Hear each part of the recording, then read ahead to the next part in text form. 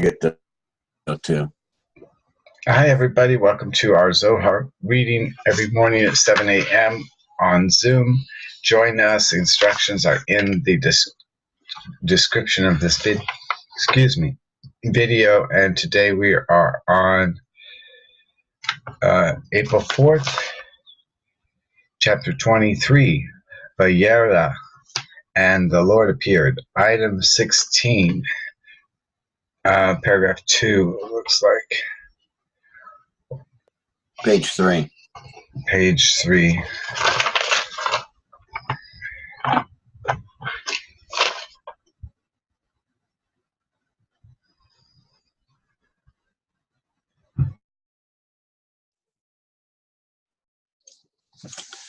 And although she is a throne to the patriarchs, how was she established at the same degree with the patriarchs to complete the 4 legs of the throne?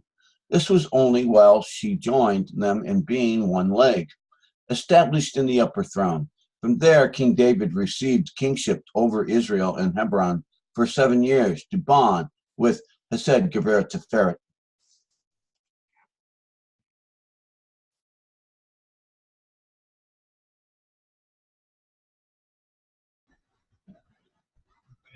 First, the Nukva is built in the 2 great lights, at the same level with Zerampin and behind him. At that time, both used the same crown, Bina. Zerampin receiving the right and Nukva, the left side of Bina. At this time, Zon are considered her 4 legs, and she is called the upper throne. Hesed, Gevurah, Tiferet, De Zerampin are the 3 legs of the throne, and the Nukva is the 4th leg. Thus, they are both equal. However, these Mohin are considered only Mohin di Akarayim, or the Nukva, to be built in Mohin di Panim, interior Mohin. She wanes in the form of the small light, and can then receive Mohin di Panim from Zerampin. In that respect, she becomes a throne to Zerampin, below it in a way that there are 2 times for the Nukva, first at the same level with Zerampin, and then she wanes and becomes smaller than him.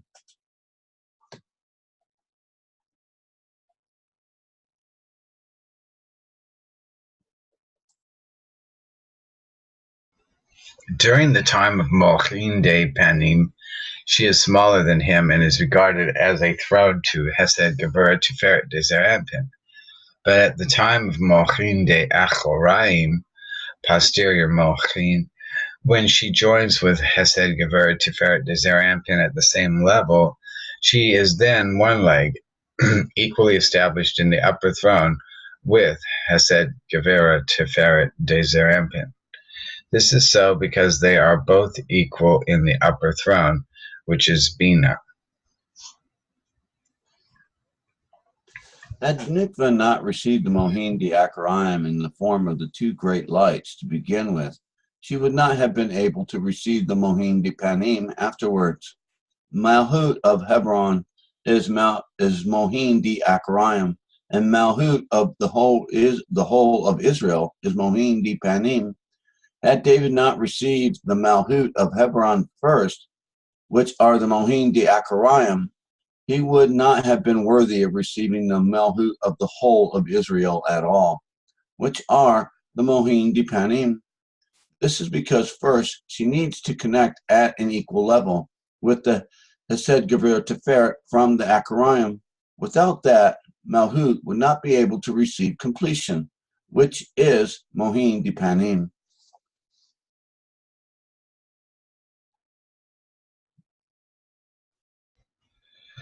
"17.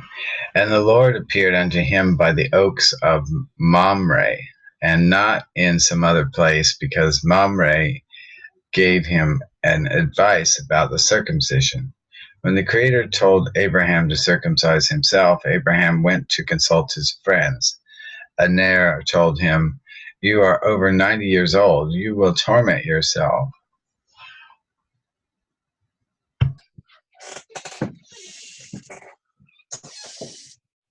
Marmim told him, Remember the day when the Chaldees threw you in the furnace, and that famine that the world endured, as it is written, and there was a famine in the land, and Abram went down into Egypt, and those kings that your men chased, and which you struck, the Creator saved you from all of them, and none could harm you. Rise up and do as your master commands. The Creator said to Mamre, you advised him in favor of the circumcision. Thus I will appear only in your abode, in the oaks of Mamre.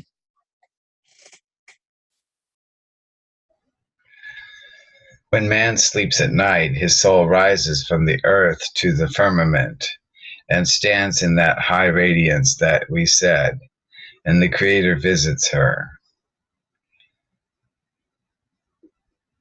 Each soul of a righteous, since she stands in the place of his glory, is worthy of receiving the illumination of Chokhmah standing, and she is worthy of sitting with her, meaning receiving the clothing of Hasidim, which is sitting. The Creator, Zerampin, called upon the patriarchs, Hesed, Gevurah, Tiferet, his 3 lines, and told them, go visit so-and-so, the righteous who arrived, and greet him on my behalf, meaning that the 3 lines will bestow upon her the illumination of the zivug called greeting. On my behalf is the nukva, and they said, God Almighty, he is not worthy of the father going to see his son. The son should see and behold and come to meet his father.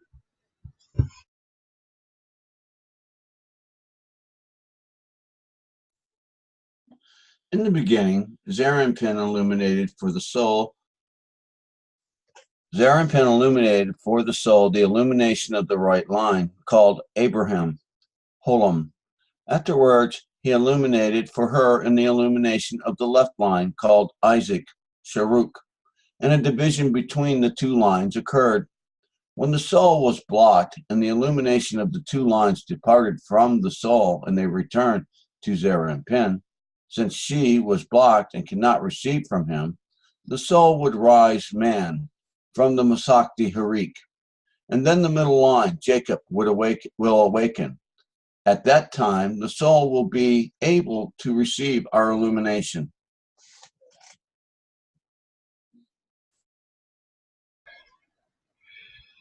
"21. And the Creator calls Jacob and tells him, you who suffered raising sons, go and greet so-and-so, the righteous who came here, and I will go with you.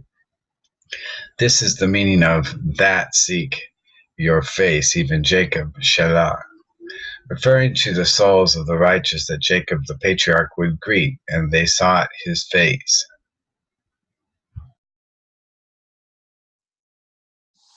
Jacob is the middle line. Sons is the birth of Mohin. The affliction of the son is the Masakti Harik that diminishes the levels from Gar to Bak, and thus cause sorrow. But it is impossible to bear sons that are Mohin except with that Masak.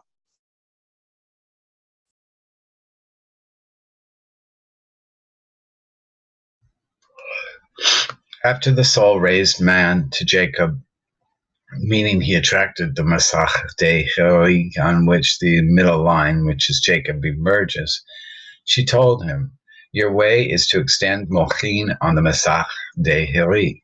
Make this zivug for the soul.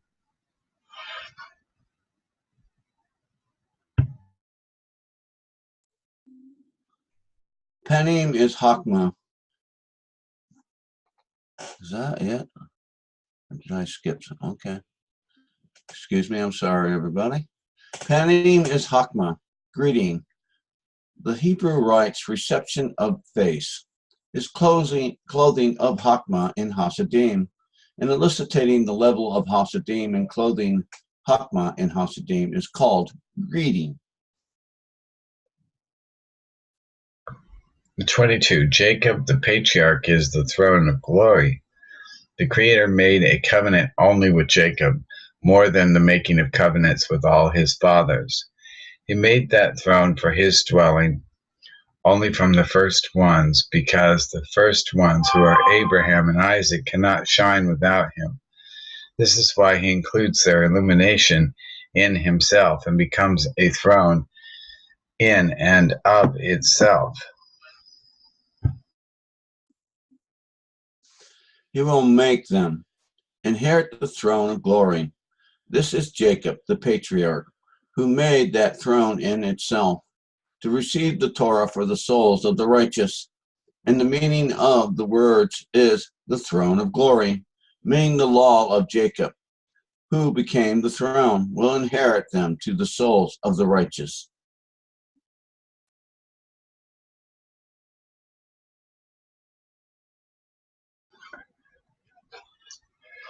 The Creator walks with Jacob every beginning of the month.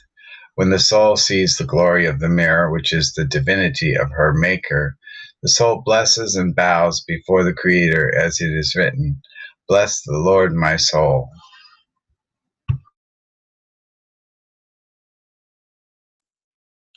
The Creator stands over the soul, and the soul opens and says, "O Lord my God, you are very great." She praises the Creator for the body that remains in this world, too, and says, "Bless the Lord, my soul, and all that is within me," indicating to the body. Thus, first the soul praises the Creator for her own attainment, and then she says, "Bless the Lord, my soul, O Lord my God, you are very great." Afterwards, she praises him for the body too, for the splendor of the soul extends downward and shines to the body. Then she says, "Bless the Lord, my soul, and all that is within me."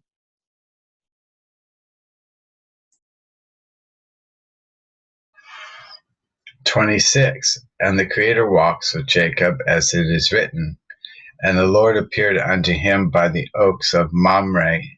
And Jacob is called Mamre.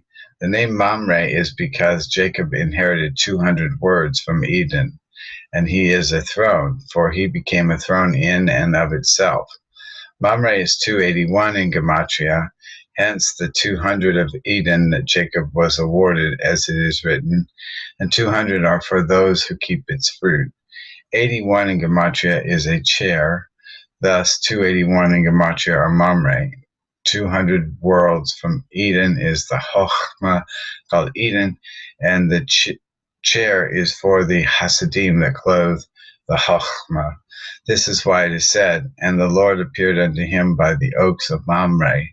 And this is the reason why Jacob is called Mamre, for he contains Eden and throne, which are the name Mamre. Hence, and the Lord appeared unto him. It's funny how we are sometimes. You said the name Mamre is because Jacob inherited 200 words and its worlds. Oh, That's all all right. right. I Thanks. catch myself at times too, but you know, you changed the word. By the oaks of Mamre. Oaks mean mighty and strong, and Mamre is Jacob, as it is written, the mighty one of Jacob. While he was sitting at the tent door, as it is written, "Lord, who will dwell in your tent?" In other words, the tent door is illumination of the right line, covered Hasidim, illumination of the point of Holam, me of Elohim, implied in who will dwell in your tent, in the word me, who.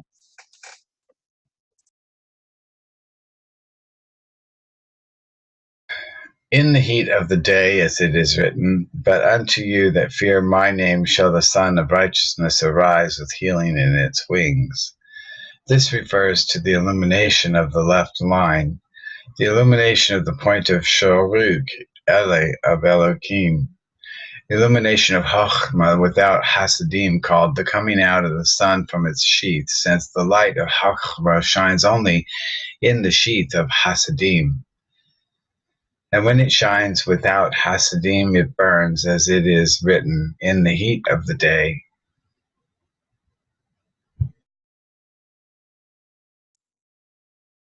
At that time, the wicked are sentenced in it, but the righteous are healed by it, since they disclose man and extend Hasidim to clothe the Hakmah. This is what the Zohar implies in its interpretation of in the heat of the day. In the verse, but unto you that fear my name shall the Son of the righteous arise with healing in its wings. This teaches us that this light of the sun heals only in its wings, in the clothing of Hasidim that covered the force of the sun like wings. And before the arrival of the wings from the middle line, it is in the heat of the day, and at that time it burns. 28. At the time when the soul is in the heat of the day, the Creator Zerampin goes to bestow upon the soul. This means that he walks from place to place in 3 places. He also walks from the tent door, the hidden Hasidim in the form of me, right line, to in the heat of the day, LA, meaning left line, and afterwards to Jacob's place, the middle line.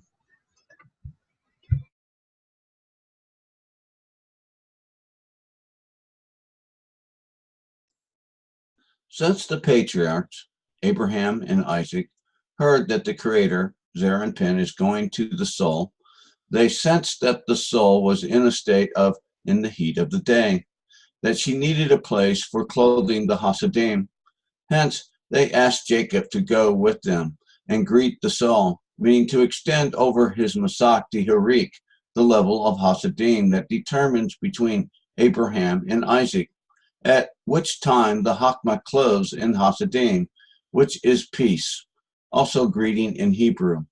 It is called peace because prior to determining of the level of Hasidim, the 2 lines are disputed, but through the level of Hasidim, the middle line, peace is made between them. 29. And Abraham and Isaac were standing over the soul after Jacob imparted the Hasidim as a greeting and shone upon her the 2 lines, Abraham and Isaac, as well as it is written, and he lifted up his eyes, meaning the soul, and looked. Behold, 3 men were standing opposite him. The 3 men are the patriarchs, Abraham, Isaac, and Jacob, standing opposite him and seeing the good deeds that the soul has done, meaning they see the man of the soul and impart her with Ma'in Duchrin, Ma'in, male waters. Duchrin must be male because Ma'in is water.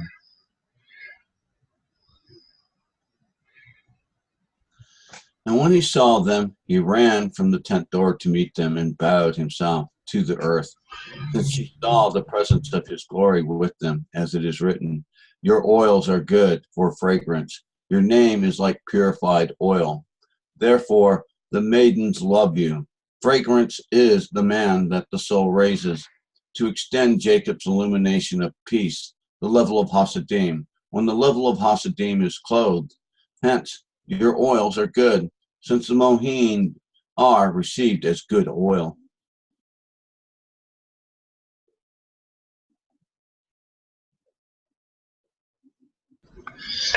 Purified oil means in the heat of the day, when the 2 lines depart the soul cannot shine.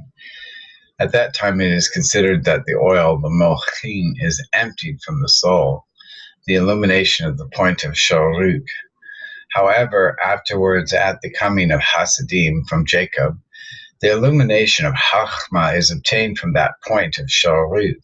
Thus, like purified oil means that during the illumination of the point of Shoruk, your name is attained, the revelation of divinity, the name of the Creator.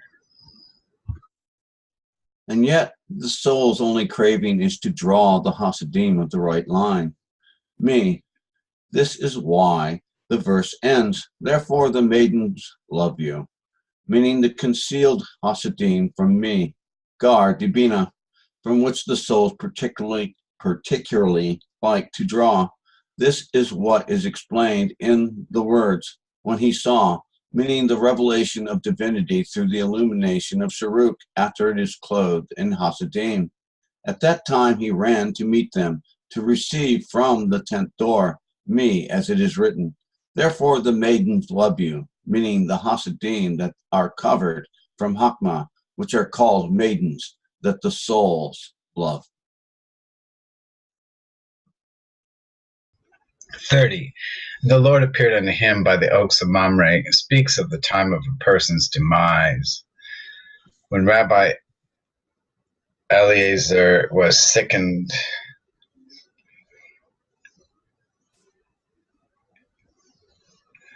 32. When the great Rabbi Eliezer became ill and was about to die, it was the eve of the Sabbath.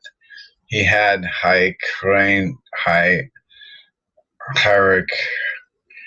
Hyrcanus, his son, sit on his right, and disclosed before him profound and hidden things.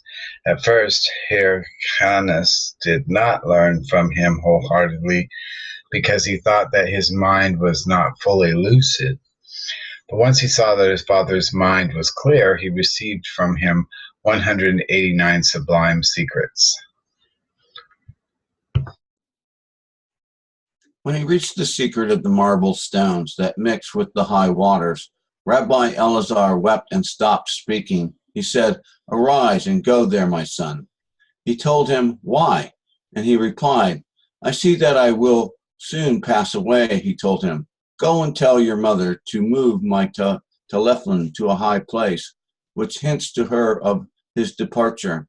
And when I depart and come here to see them," meaning the family, "they should not cry, for they are with me near and high and not lowly, and the human mind cannot attain it."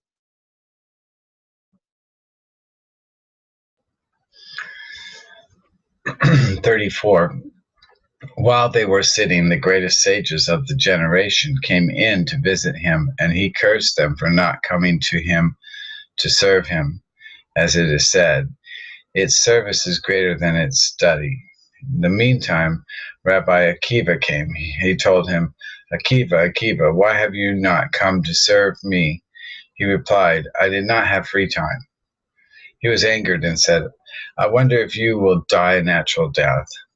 He cursed him that his death would be harsher than anyone's. In other words, he also cursed the rest of the sages who did not come to serve him, that they would not die a natural death, and said that Rabbi Akiva's death would be the harshest. And that's okay? L'chaim. L'chaim. Yeah, okay. I'm good. My last act on my deathbed is to curse my friends in bitterness and lack of forgiveness. Yay! Good job there, buddy. Your whole life is worth something now. Fucker. Excuse me, but sometimes these depictions are ridiculous. I gotta turn off this recording.